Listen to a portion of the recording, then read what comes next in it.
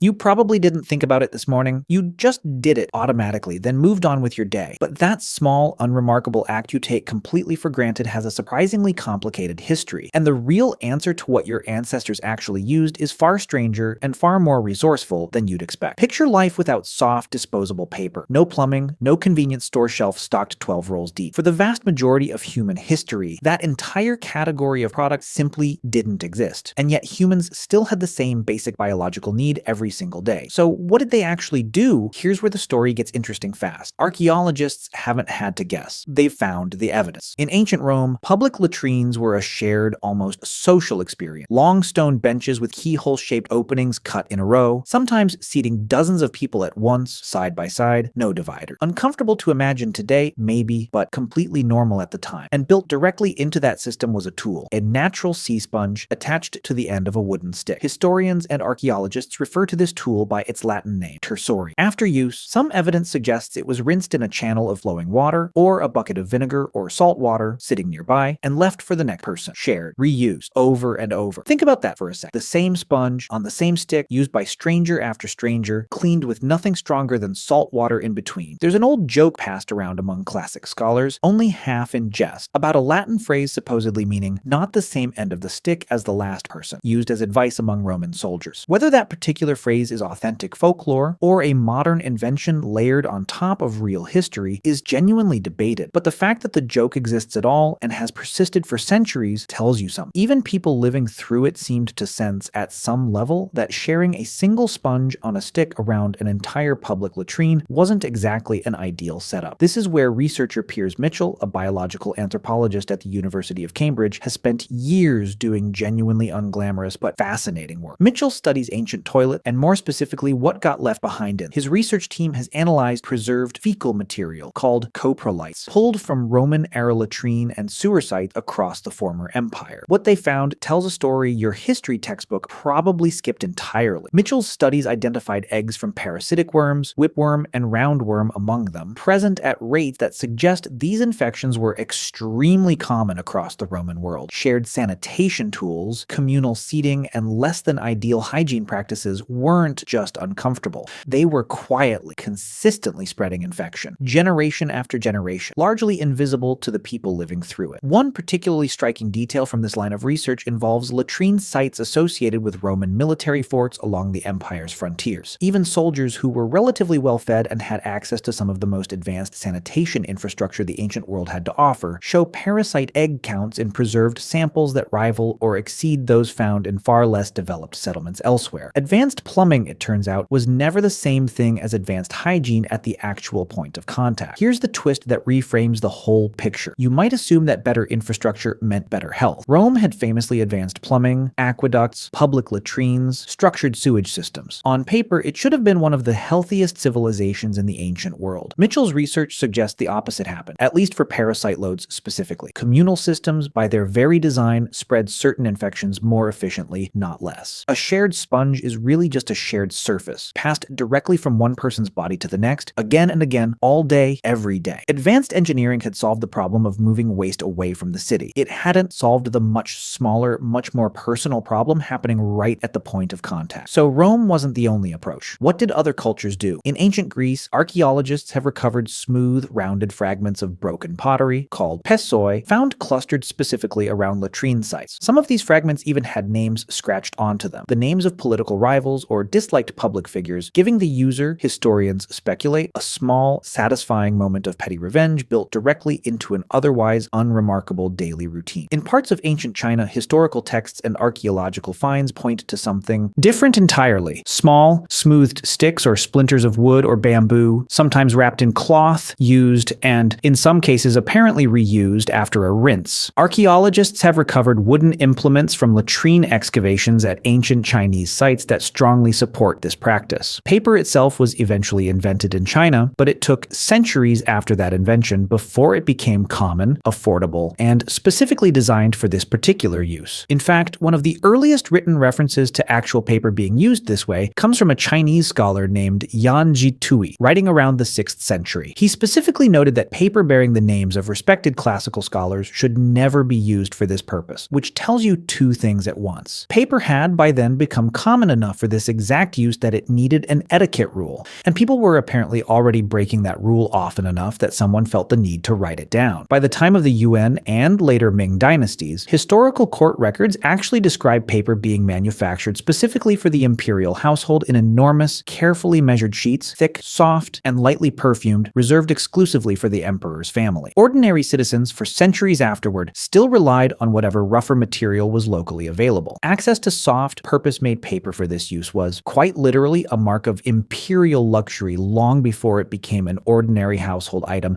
anywhere else in the world. Across other regions and eras, the tools varied wildly depending on what was locally available. Smooth stones, corn cobs in parts of the pre-colonial Americas, moss in cooler, wetter climates where soft plant material grew in abundance, leaves when leaves were the most obvious thing within reach, snow in far northern climates where the cold itself became the tool, however briefly comfortable. There's a pattern hiding underneath all of this variation, and it's worth pausing on. Every single culture, completely independently, arrived at some version of the same basic solution. Find the softest, most accessible material available in your specific environment and adapt it for this purpose. No culture skipped this problem. No culture solved it once and stopped improving. It's one of the most universal, quietly persistent threads running through the entire span of human history, and it rarely, if ever, makes it into a documentary about great human achievements. Medieval Europe adds another strange wrinkle to this story. Castle designers built dedicated small rooms, sometimes called garderobes, jutting out from the outer walls with a simple opening straight down to a moat, a pit, or open ground below. Convenient for the occupant, considerably less convenient for anyone standing beneath the castle wall at the wrong moment. Wealthier households sometimes used bunches of hay, wool offcuts, or, when available, that same reliable standby, moss. Medieval hygiene has a reputation today for being universally filthy, but the reality, as with most of this story, was more a matter of access and social class than a total absence of any concept of cleanliness at all. Which raises an obvious question. If parasites and infection were such a consistent risk, why didn't ancient people simply solve this problem for good, the way you'd expect a species this clever to? The answer circles back to something you've likely already noticed elsewhere in this series. Solutions in the ancient world were rarely permanent breakthrough. They were incremental, local, and shaped entirely by whatever materials happened to be within reach. Paper, cheap and specifically manufactured for this exact purpose, required an entire supply chain. Forestry, or a substitute fiber source, milling, transport, and eventually mass affordability. That kind of infrastructure took centuries to fully develop, even after the raw technology of papermaking existed. In the meantime, humans made do, imperfectly, with whatever was closest at hand. Reused sponges, shared stone, corn cobs, and moss, and when nothing else was available, snow. Not because they didn't understand hygiene at all. Understanding and access are two completely different problems, and history is full of moments where humans knew roughly what they wanted, but simply didn't yet have the manufacturing capability to deliver it cheaply, safely, and to everyone at once. Modern commercial toilet paper, the soft, perforated, mass-produced roll you'd recognize instantly, didn't actually appear until the second half of the 19th century, and even then it took decades longer to shake off a certain social awkwardness before people felt comfortable openly purchasing it or discussing it. Early advertisements for the product were notably vague about its actual purpose, relying on euphemism and implication rather than saying plainly what it was for. The physical solution arrived well before the cultural comfort required to talk about it normally caught up. So the next time you reach for a soft roll of paper without a second thought, notice what's actually happening. You're not experiencing a small, forgettable convenience. You're standing at the end of an extraordinarily long chain of trial, error, parasite outbreaks, communal sponges, petty pottery insults, and centuries of slowly improving manufacturing, all aimed at solving one of the most basic, least glamorous problems a body has ever had. You probably won't think about it again tomorrow morning. You'll just do it automatically and move on with your day. But now you know exactly what it took to make that moment as simple as it currently is.